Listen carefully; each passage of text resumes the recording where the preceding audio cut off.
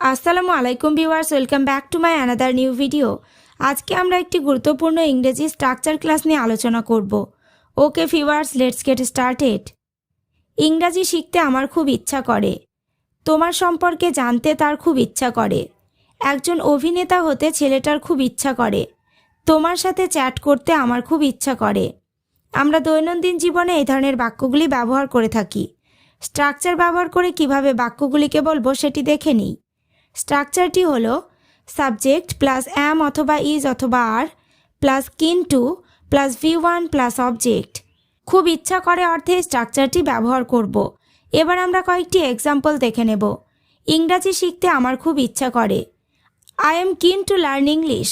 এখানে আই মানে আমি সাবজেক্ট, কিন মানে আগ্রহী অথবা খুব ইচ্ছা করে, লার্ন মানে শেখা ভার্ব, আর ইংলিশ হলো object. I am keen to learn English মানে ইংরাজি শিখতে আমার খুব ইচ্ছা করে। নেক্সট, তোমার সম্পর্কে জানতে তার খুব ইচ্ছা করে।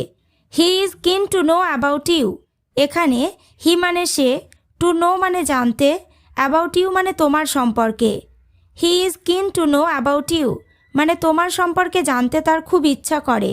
নেক্সট, একজন অভিনেতা হতে ছেলেটার খুব ইচ্ছা করে।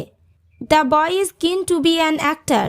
এখানে the boy is keen to মানে ছেলেটার খুব ইচ্ছা করে, বি মানে হওয়া, অ্যান অ্যাক্টর মানে একজন অভিনেতা। The boy is keen to be an actor মানে একজন অভিনেতা হতে ছেলেটার খুব ইচ্ছা করে। পরেরটা, তোমার সাথে চ্যাট করতে আমার খুব ইচ্ছা করে। I am keen to chat with you. এখানে আই মানে আমার, টু চ্যাট মানে চ্যাট করতে, উইথ ইউ মানে তোমার সাথে।